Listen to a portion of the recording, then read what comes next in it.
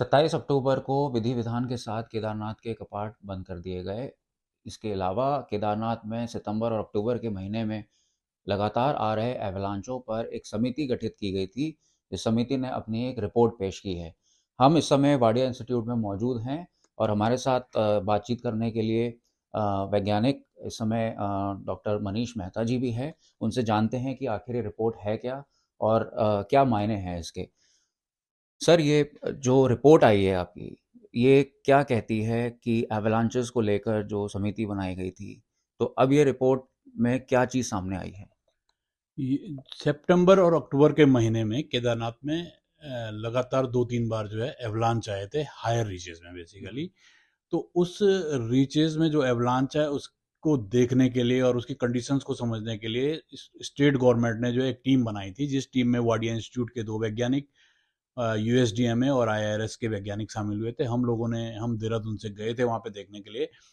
तो जो हमने रिपोर्ट सबमिट की है वहाँ पे गवर्नमेंट को सबमिट की है, तो उसमें ये बताया कि भाई पहली बात कि जो दोनों ये एवलांच, जो 3 एवलांच जो वहाँ पे ट्रिगर हुए थे, वो बेसिकली सब जो है चोराबाड़ी और कंपेनियन ग्लेशियर के एक्युमुलेशन जोन के आसपास हुए थे। तो उस एक्युमुलेशन जोन मीन्स जो 2 एवलांच बाद में आए थे, वो दोनों कंपेनियन ग्लेशियर के जो है एक्युमुलेशन जोन में आए थे, और वो केदारनाथ से लगभग लगभग जो है करीब करीब 6 किलोमीटर दूर है, करीब 5.5 और 6 किलोमीटर दूर है। हम्म। तो हमने रिपोर्ट में बताया कि भाई इन इन तीनों एवलांचों से जो है बहुत ज़्यादा फर्क तो नहीं पड़ेगा उस रीजन में, अगर स्नोफॉल बहुत कम हुई। अगर ज़्यादा स्नोफॉल होती है, स्नोफॉल का अमाउंट जो है करीब 4-5 मीटर से ऊपर होता है, तो तब कंडीशन बन सकती है। लेकिन हम्म। जिस हिसाब से ग्लोबल वार्मिंग और ग्लोबल कंडीशन बन रही है, उस हिसाब से समर में अभी बहुत ज़्यादा स्नोफॉल देखने को नहीं मिलता है। मैक्सिमम स्नोफॉल जो होता है वो अपर रीचेस पे होता है। हम्म। तो यही रिकमेंडेशन हमने वहाँ पे दी, और थोड़ा सा हमने बोला कि भाई स्लोप के बेसिस पे ही कंस्ट्रक्शन, और थोड़ा सा कंस्ट्रक्शन का काम किया जाए उस रीजन में, और कंस्ट्रक्शन को देख करके किया जाए, क्योंकि वो रीजन बेसिकली एक ग्लेशियर, पेरी ग्लेशियर जोन है और ग्लेशियर के द्वारा बनाया हुआ मटेरियल है, और जिसमें मैंने वहाँ पे पैलियो क्लाइमेट स्टडी भी की थी और ग्लेशियर एडवांस के स्टेजेस भी दिखाई थी उसमें। पहले 2013 में मैंने एक पेपर पब्लिश किया था अर्थ सिस्टम साइंस में, तो उसमें मैंने बताया था कि भाई जो मैक्सिमम एक्सटेंशन था ग्लेशियर का उस रीजन में, वो लगभग लगभग रामबाड़ा के आसपास तक था। और उसके बाद जो है ऐसे करके करीब 4-5 स्टेजेस और आई थी, जिस स्टेजेस को मैंने जो है रामबाड़ा स्टेज, घेनुर पानी स्टेज, केदारनाथ स्टेज, और फिर जो है लास्ट एक स्टेज जो है वो ऊपर, ऐसे करके 4-5 स्टेजेस का नाम दिया था, जो लगभग 5,000 साल से और 12,000 साल के बीच आई थी। तो जो हम्म। लास्ट स्टेज ऑफ ग्लेशिएशन उस रीजन में था, वो कर लगभग लगभग जो है 5,000 साल के आसपास था, जिस टाइम पे 5,000 साल पे, उस टाइम पे जो है केदारनाथ का जो, जिसमें केदारनाथ बसा हुआ है, केदारनाथ रीजन है, वो टोटली ग्लेशिएटेड लैंड है। उसके बोथ साइड से मोरेन है, हम्म। और बीच का जो जितना भी मटेरियल है वो सारा ग्राउंड मोरेन है, और ग्राउंड मोरेन के बेस पे बना हुआ है।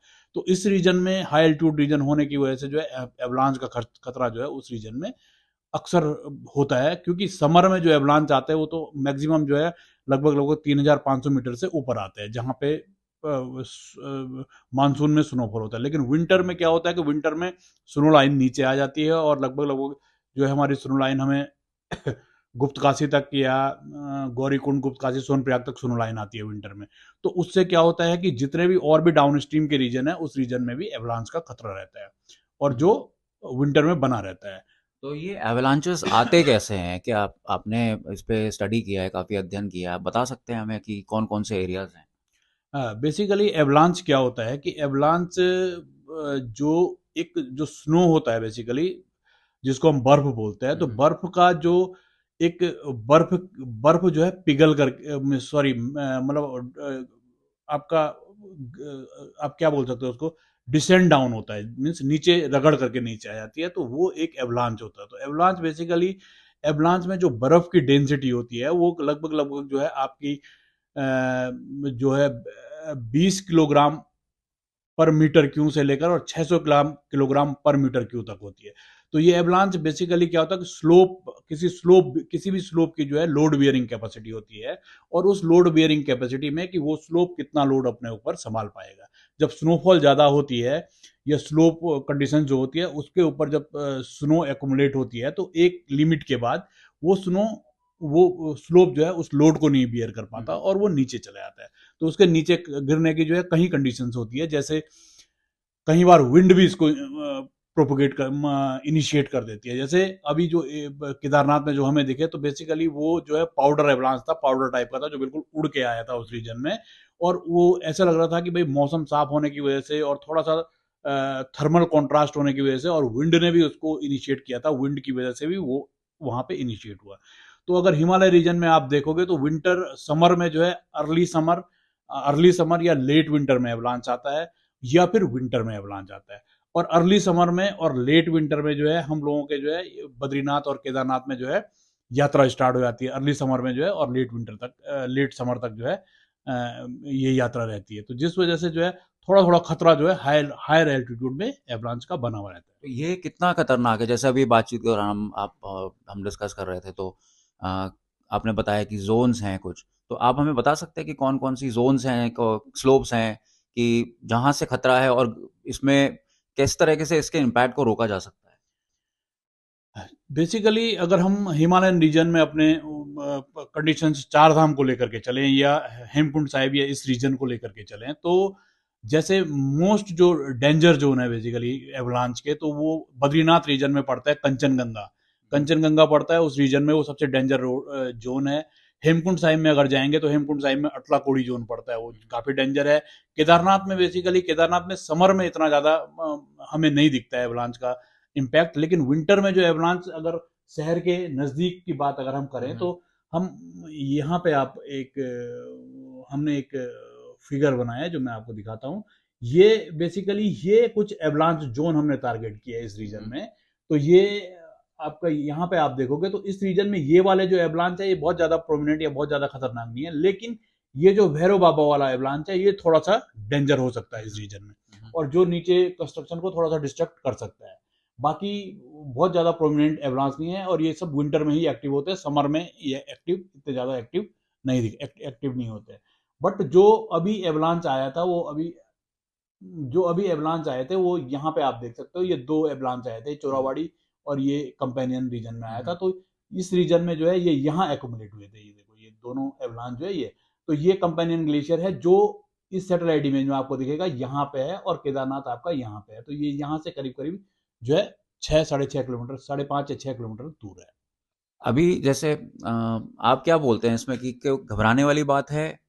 क्या रिकमेंडेशन आप इसमें गवर्नमेंट को दे रहे हैं? बेसिकली एवलांच, अगर हम एवलांच की बात करें तो avalanche is a natural process, एक नेचुरल फिनोमिना है।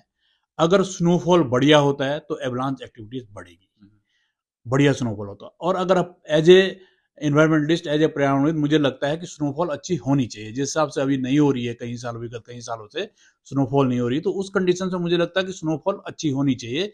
तो अच्छी होने की वजह से अगर स्नोफॉल अच्छी होगी तो एवलांच भी आएंगे।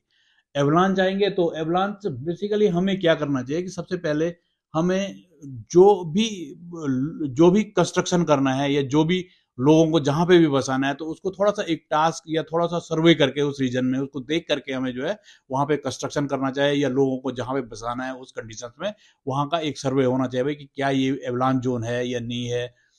अभी आप देखोगे कि जब मैं खुद जो है पहाड़ का रहने वाला हूँ और बद्रीनाथ रीजन का रहने वाला हूँ, तो करीब 87 और 92 के आसपास जब हम छोटे छोटे थे, तो बद्रीनाथ में मैंने देखा कि मई जून में ही जो है करीब 5-6 फीट बर्फ पड़ गई थी उस रीजन में, जब हम छोटे छोटे थे। तो मुझे अभी भी याद है उस कंडीशन में। तो वैसी अगर हालत फिर दोबारा जो है, अगर क्लाइमेट उसी उसी ओर जाता है, तो फिर थोड़ा सा डेंजर हो सकता है।